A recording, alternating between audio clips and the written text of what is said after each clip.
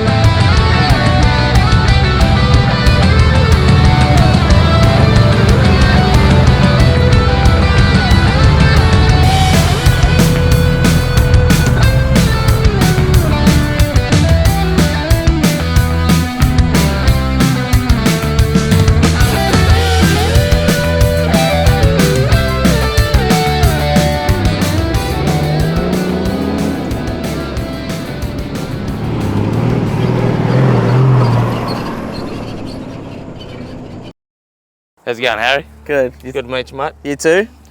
What are we looking at here? So it's a 2006 1HD. Yep. I've had it for about 8 to 10 months. I previously had a Hilux and then just got a bit bored of the trade design that I decided. So I decided to sell it and then move into something that's more for touring. And then I was chasing the 1HD FTE, and then my partner found this one. I started out by saying no, and then she said, let's just go have a look at it.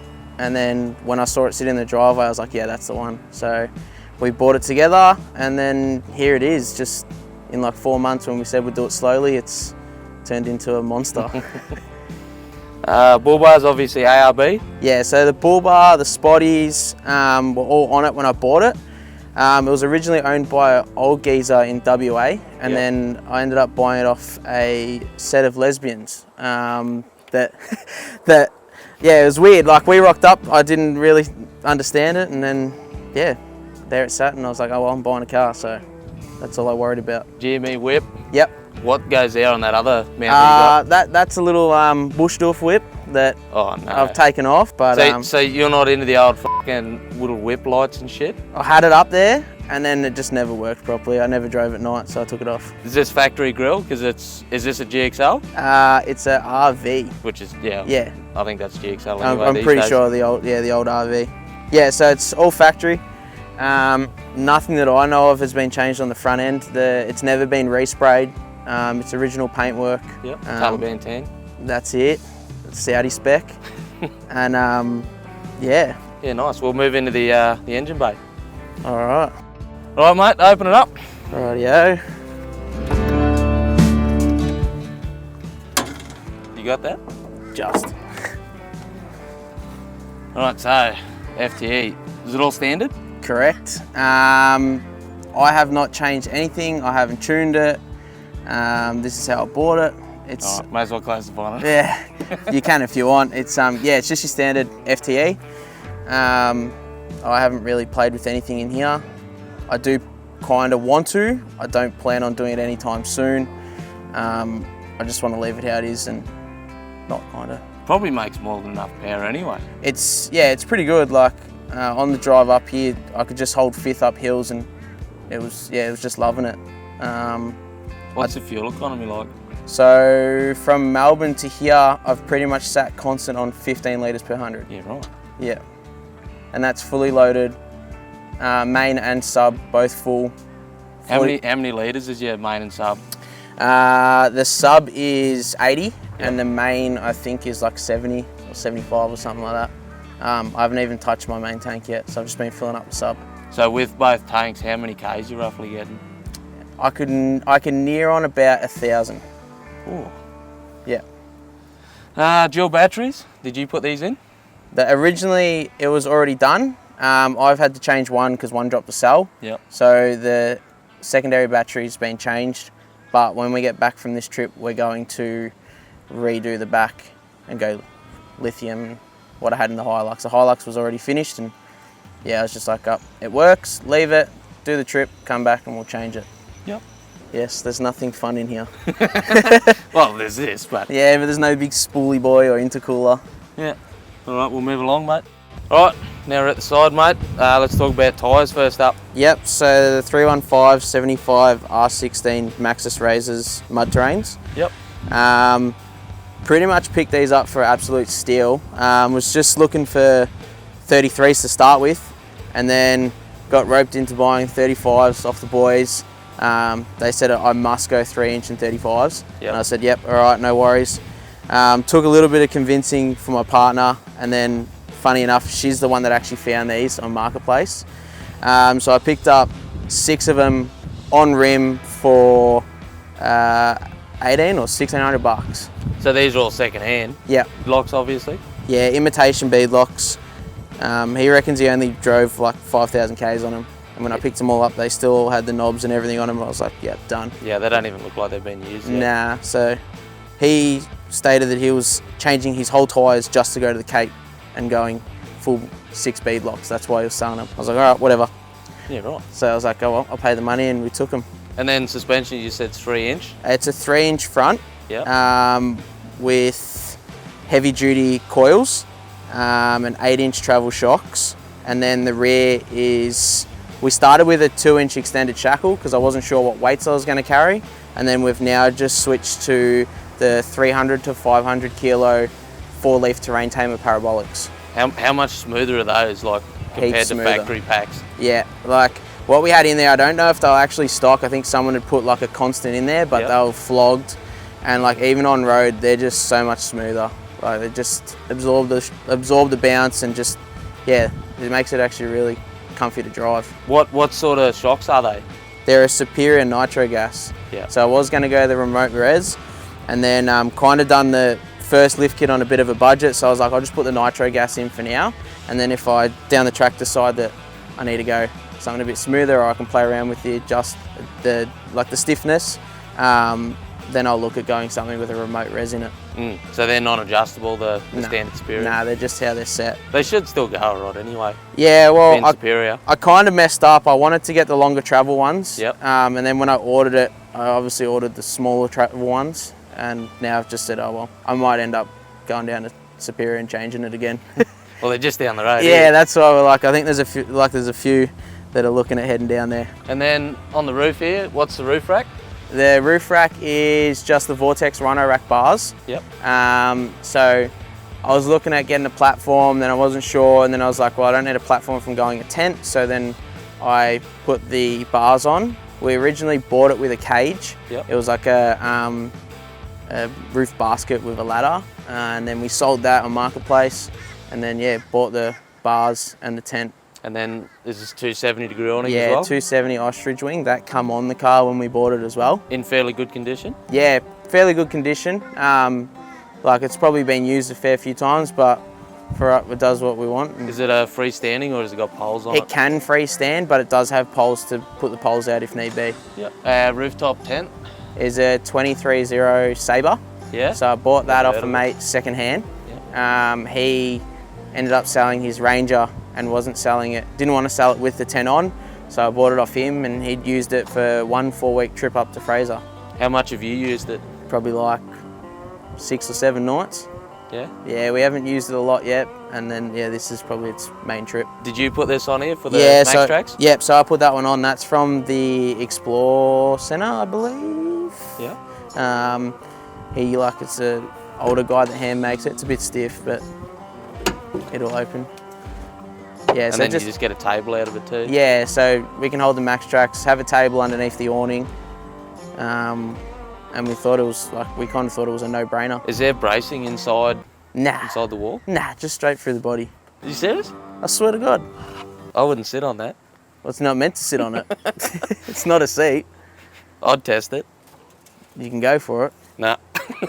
And then all your running gear, is it all standard? Yeah. Standard axles? Yeah, standard axles, standard centers. I haven't played with any of it, so I just left it how it is and just drove it. Yep. It's not much you really need to do with these things. They're just straight out of the box. They work. The early 78. This is 78? Yes. Yeah, early 78s. They fixed all the issues that Yeah. 75s had. Yeah, it's pretty good. Yep. So I haven't had to cut anything to run the 35s. Full lock, no scrub. So yeah, I think it was. How do you find the standard mirrors? Oh, they're shocking. They're so bad. I'd never even seen what they look like because mine come with the Ute ones. Yeah. Nah, they're pretty bad. Especially with that Max Trax table, like all you see is the table. So. All right, we'll move around to the rear end.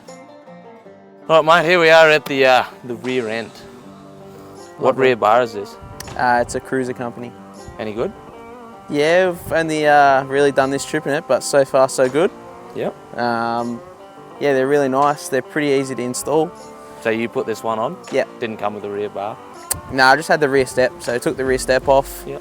And then, yeah, fitted this ourselves, picked it up, pretty local to us, about an hour away. So, and then just fitted it ourselves in the driveway over 3 or 4 days, just slowly chipping away at it. Yep. Their instructions aren't too bad. It's a bit of remove bar, install bar, but yeah, we got around to it and slowly figured it out. Yep. And then just a crash pad rubbish bin? Yeah, I've been running that since the last car, so I just threw it on again. Do you use it as a rubbish bin, or you put recovery gear in it, or? Whatever's like needs to go in it will go in it. So if there's wet recovery gear, we'll put it in. Sometimes we carry a sand mat, so sometimes that just lives in there, and then when there's nothing in there, just make it a rubbish bin. Yep. It gets used for a bit of everything. All right, I'll get you to open it up. So are they just like what sort of latch do they use? Oh, they're just like an eye bolt onto a handle. Yep. That then grab onto like a hook plate. Bit different way of doing it. And then all on gas struts, obviously. Yeah, all on gas struts. Yep. That aren't too bad. So that one, they're interchangeable. So whatever you want from them, whatever they make, they can make it to suit whatever side you want. All their pieces just bolt onto their generic arms. So if I don't want to run double jerry cans and I want to run like a barbecue box, I can just buy the barbecue box, unbolt that, and then bolt the barbecue box straight on. So it's all interchangeable, which is pretty cool. I reckon it makes it more versatile for what someone wants. And then the factory tow ball hitch, is that just the standard one underneath? Yeah, so that just sits in there pretty neatly, to be honest. Do they do one that's integrated into the bar? Not that I've seen yet. But yeah, I thought that potentially might happen, but nah, obviously not. Because that's how the K-Mars are, but a lot of people don't like it all in the one. Yeah, right. No. All right, we'll move on into the rear, fully into the rear. She's pretty dirty because we've been living out of it for a bit. Yep. But yeah, so we bought this with the full length drawers, and that was pretty much it in here. So it's just the drawers. So the drawers go pretty much right up to the back of the seats. Full length drawers. Yeah, full length. So we don't like we've got a bit of extra stuff in there, but if we're just doing like a weekend trip, it's honestly just chairs, a table, fridge, and off we go. And then is that one of those new ARB fridges? Yeah, so that's the ARB 0. So we went that one just to kind of keep the colour scheme rolling through. But Taliban tan. Yeah, that's it, the Saudi spec. Yeah, it's a 69 single zone. So yep. It's pretty good. It's heavy. It's a bit heavier than your normal fridge, but we haven't had a problem with it yet. You've got solar shades in there? Yeah, so they'll have just picked up second hand off Marketplace just before we left. So grab the solar shades just to enclose it. I have the ones for these ones, but it makes it very impossible to drive with no side vision and no rear vision. So I drive with them off. You don't need to see where you're going. That's it. If I hit someone, I hit someone. I just keep driving. How far do these drawers come out? They're pretty big. They open all the way up, and then I can still get my arm's length to the back of the drawer. So we can easily fit all our camping gear, cooking gear, Um, And a dead body in each? yeah, whatever we need to take home, really. Yeah, they're good. This table slides out from this little lever, but I got too much stuff in there to really open it. But we don't really use that table, to be honest. You could just put something on there, wouldn't you? Well, yeah, we can. We've got that table that we've built there. We've got the side table, and we carry a third table, just if we need to set up a table elsewhere. Yep. So I think we're pretty good for tables. And then you've got a table on the side here? Yeah, so we just built that one at home. Yep. Just out of a bit of wood.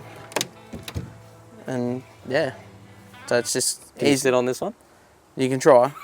I haven't. I probably wouldn't. But it's good for just making, like, if you're making like quick brekkie or like a tea or a coffee, just sit the jet boil on there. Yep. It just comes in handy just having just a little bench space there when we've got the car looking like this. We'll have a look at the interior now. All right, here we are in the luxury deluxe interior. Why don't you run us through what it has from factory? From factory is... Over a standard one. Okay, over a standard one's electric windows, has central locking, and yeah, that's your cruiser. I've got some cup holders. I come with about maybe 4 cup holders. They're not real cup holders. They're close enough. They fit a cup in there. Your transfer case is obviously full-time four-wheel drive. Wouldn't have a clue. Haven't even looked into it. There's no... Have you got hubs? Yes. Right. So it's still got freewheel and hubs? Yes. Obviously just changed the transfer case between 75 and this. Yep. You could have the glass box, the aluminium one. I haven't even looked. Yeah. Honestly, pretty much jumped in the car and just drove it. I haven't really even looked into its running gears yet. That's probably something that I'll look into like sooner rather than later. Yep. And figure it all out. You got the factory stereo. Yeah, that's coming out. That's shocking. Tape. Well, you got tape deck and CD. Yeah. Yep. Pretty flash. Pretty flash. But nah, it's just, I don't know. Like, I don't have Bluetooth, doesn't have AUX cord, so whenever I'm doing drives like this, like, it's just shocking. I've got no music. So you drove all the way from Melbourne without good music?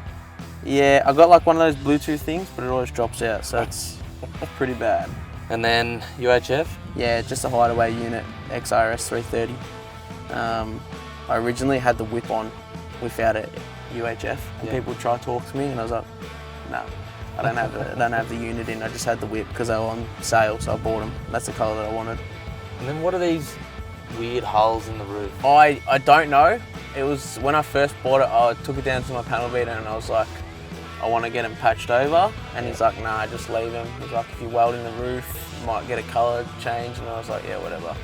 But I could only imagine that they're like a hunting spotty or something. But I don't know why he's got 2. Maybe he messed up a hole and changed it. Added another one? Maybe. Instead of filling the old one in? Yeah, I'm not sure. Sometimes they drip water, so that's not the best. Directly to... Yeah. Yep. Sometimes, yeah. Just a quick share on the way. And then how many Ks are on this old thing? About 266. Mate, you got the gauge right in front of you. Oh, I don't have the keys. They're in the ignition. Oh, there we go. 266. Yeah, 266,000. Nice. So it's not run in yet? No, we're still going. We're probably 250,000 off running it in. Hopefully. Hopefully. Now, any future mods for this thing that you've already got in the works when you get home? Pretty much like redoing the back setup. So we're going to rip the drawers out. We're going to change everything and then set it up into more of a living quarters, if you want to call it that. You know, the Troopies go with bench seat and stuff. Walk into it, yeah, basically. sit in there. Down. Yeah, pretty much. Yep. I would like to do a rooftop conversion, but I'd probably wait until if I bought a brand new one and just do everything pre-rego with like a 4-inch lift 35s through like Superior. Whether I go J-Max or Superior, I'm not sure. But you go for a V8? Yeah, just do it and, you know, bite on the bullet, but I'm not sure if... I don't know why you get rid of an FTE, mate. Seems like a downgrade. Didn't say I was getting rid of it. It would probably just sit there and wait. But I'm not sure, yeah. For now, this is what we've got and this is what we're going to work with. But yeah, that's future, I guess. That's about it, I guess. That's the car. All right, thanks for letting us check out this old, new, what year model is it again? 06. Oh, so it's not even old. Nah. 2 years off V8. Yep. Thanks for letting us check it out, mate. No, you're welcome. Thanks for having me. Yeah, mate. Thanks for watching. Don't subscribe. Don't like. See you later. Alright, so here's the segment in our max impact video where we do the flex test. Got the cruiser set up here. Right, bring her in, mate. Now we got to make sure we try not to roll him because it's a high possibility here because he's high. You're doing great, mate. Now it's just going to roll onto its side.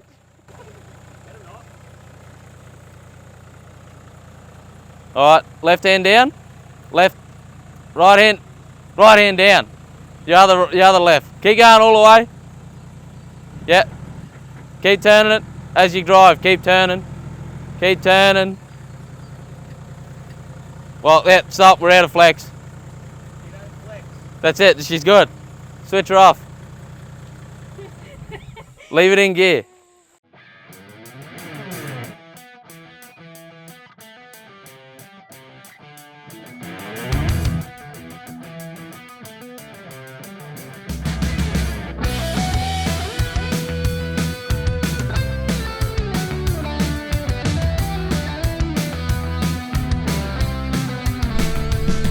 Leave it. How you feeling, mate? Oh, it's probably the weirdest angle it's been on. She ain't made for this. It's about 2 degrees. Yeah, I know. And it's about 40 in here because I'm like, fuck me.